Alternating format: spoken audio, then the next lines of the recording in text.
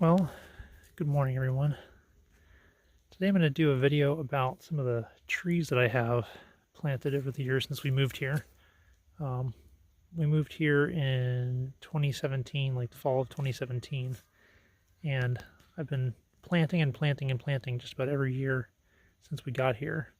A lot of the property was logged before we bought it, and the first batch of trees I want to talk about are these in the little cages here. These are chestnut trees. These are, I planted these from seed. I bought seed from Burnt Ridge Nursery. And the particular, so the seeds from the tree that this came from is a variety called T0613. T standing for timber variety, so it's supposed to be a big wood producing chestnut tree variety. And then 613 is, I guess, this is the 613th seedling that they tested. This one has good timber form, and it definitely shows in the offspring. You can see for most of these, they have grown quite quickly. It's only been a few years since I planted them, and you can see just how tall they are. They're all well above these tree tubes. The tree tubes that I have here, these are 5-foot tall chicken wire tree tubes that I put around these. So, they're pretty big. This one's, very impressive. A really tall guy. He's really great. And I'm going to show you a different variety later that I planted the same year, and you can see the difference in the form of the tree. But these are looking really good. They do make good nuts, but the chestnuts they make are smaller. They're more like a big acorn size versus some of those really giant chestnuts that you see some of the other chestnut trees making. But overall, they're doing really well. I had one that didn't grow, and I replaced it with a different variety, and it's a little behind, but it hasn't. It still has a couple years to see how well it does. That other variety is called rugosa, and rugosa is not supposed to be as great for this area, but they are seedlings, so you always get a lot of variety and difference in how they grow because they're not, genetically identical. The rugosa that I had to replace in this area is this guy here, but he's doing pretty good. We'll see how that one goes over the years and how it looks compared to the T0613. There's a few that aren't doing super great. Like, there's this guy here. He's not doing super great. But overall, I'm pretty happy. These are all planted about 15 feet apart. And my plan originally was that I was going to coppice these and have a chestnut coppice here. That's why we call this the chestnut coppice area. But I don't know, they're growing so beautifully and so tall. It's going to be hard for me to coppice any of these. It's going to be painful to do that. Also, these are deciduous trees. They're not evergreen. Evergreens grow by themselves really well here. You can see how tall these are. But these are going to be having... These are not going to grow as well if they're coppiced, but I probably will still coppice some of them and test it out. But that's the chestnut coppice, and we'll put on the screen the year that I planted these in the video. I just can't remember right now. One of my favorite trees, just because I like how they look, is monkey puzzles. And I have a couple seedlings. I have 2 seedlings on the property. I originally planted 3, but I have 2 that are alive. This is the one that's doing the best. You can see it has nice dark green foliage. He's probably about, I don't know, he's probably about 3 feet tall now. Looks really healthy. They're really cool. Very slow grower. I planted this probably 5 or 6 years ago. I'll look that up. And definitely a slow grower, but this one's finally starting to put on a decent amount of growth each year. The other one that I have is not in as happy of an area. I'll show you that one later. This year, I planted some western white pine. Western white pine has had some disease issues in recent history with white pine blister rust, but I'm hopeful that these are going to do well. I got these seedlings from the conservation district, and I originally had them potted, and I planted them in the ground this year. They're looking really, really happy, really healthy. My plan for this driveway area, you can see the power lines, that's what the street is.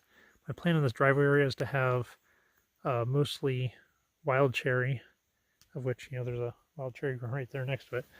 That guy right there. Have mostly wild cherry, western white pine, and maybe some red alders and cottonwoods down here. That's my plan, is to focus on having those. I do also have a few little dogwoods. The native dogwood here is actually really pretty. It makes these very large flowers, about 2 inches in diameter. And there's one here. I'm protecting for the deer because the deer love to eat it. There's one here, and there's another one here that are doing well. I bought some seedlings from the conservation district, and I don't know if the conservation district had a rough year, but those seedlings were in terrible condition. None of them survived. So I've been finding these ones that are coming up by themselves and protecting them from the deer so they can get above the browse line. So I'm hopeful that these will be healthy additions to the property. Here's a nice native cherry here. There's a bunch of these cherries down here.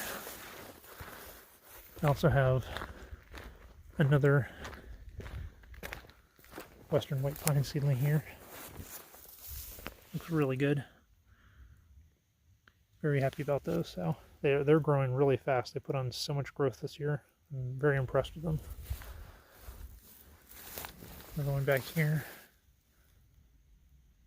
So I like those because they're actually a very good whittling wood, and I like to whittle. And so they're a pretty good whittling wood. They grow well here, as long as they don't have any disease issues. So that's my future. When I'm all old and just sitting around whittling all the time, I'll have plenty of whittling wood. One tree I've really wanted to add to the property because they're, you know, drought tolerant, nitrogen fixers. They make great hardwood, very rot resistant, also good firewood. It's black locust. So this is a black locust tree. You can see it's doing very well, very tall. I'm going to estimate, you know, 20-ish feet tall. I planted this several years ago. I bought from Burnt Ridge Nursery seedlings. So this one was planted at the same time as this one here.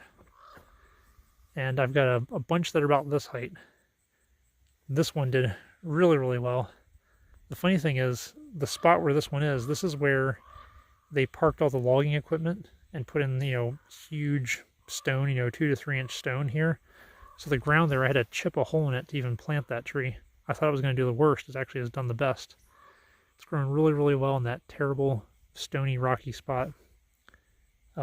Most of the others, I planted 10, and I have, I think 7 survived. So this one has done really, really well. It's big. The others are about the same size as this one, so didn't grow nearly as well. But I did plant from seed. I collected locally some black locust seed from the area, and I planted a bunch of black locust seed, and I'll show you some of those trees. I planted those 2 years later, and they're really, you know, all about as good as this one as far as growth that they've made. When they logged this pasture, there was this really tall, massive stump they left here, and I had thought about cutting it down, but it's kind of cool. So what I did is I got some huge timber nails, and I nailed them into the sides of the tree on the stump on this side, and I did the same thing over here on the other side. You can see going all the way up there. And then I've planted some grapevines. So you can see this right here. That's actually several grapes that I started from cuttings. And they're a variety that's very, very vigorous. Does really well here without much watering. There's a nursery locally where the lady gave me a cutting for free, and we grew a really nice vine we have in the garden. So I've got some planted on this side and some planted back here on the other side. The other side looks like it's doing better than this side, but this is their first year in the ground here. I'm expecting them to grow much more the second and third year that they're here. So that could be potentially really awesome if they grow up this makeshift trellis up this stump. It could be really cool. But that's my goal there. This is in the front, the very front pasture that's close to the road.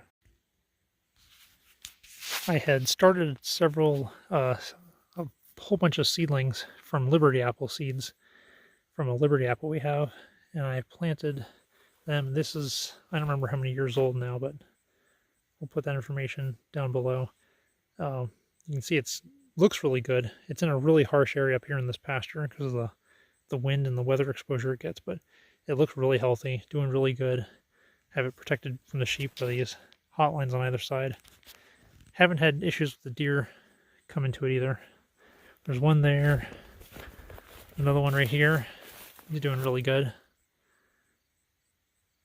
It'd be very interesting to see what types of apples we get from these. And then there's another one back here.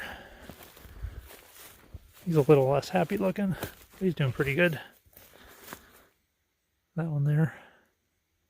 They don't get watered super often. They're kind of hard to reach.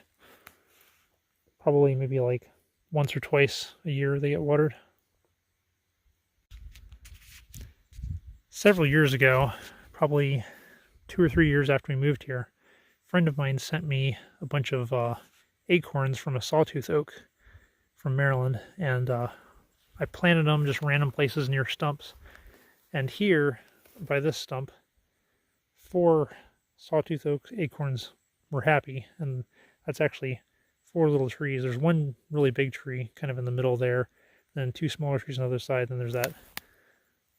Well, I guess there's 5 here. There's 2 little guys on the right there that aren't super happy. But then, of course, there's native cherry, another native cherry that's really happy there. But I'm interested to see how these do. Sawtooth oaks have really cool acorns, really pretty acorns, and wildlife love them, so it'd be great if they do well and actually produce acorns. There's a few other places, but this is definitely the happiest spot here. They're really happy here. So these are some of those black locusts that I mentioned that I started from seed. And I started those from seed the year after I planted those seedlings that I had bought. So you can see they're doing quite well.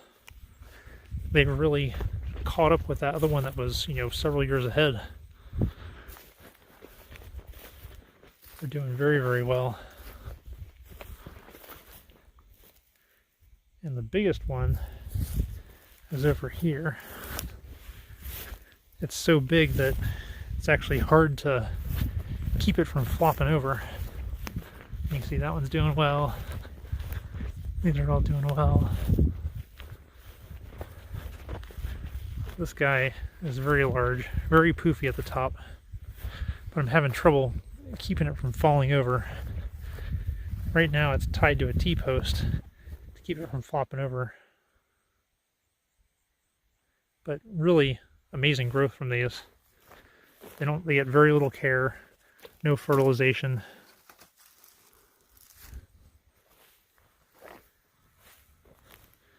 The sheep like to try to eat them.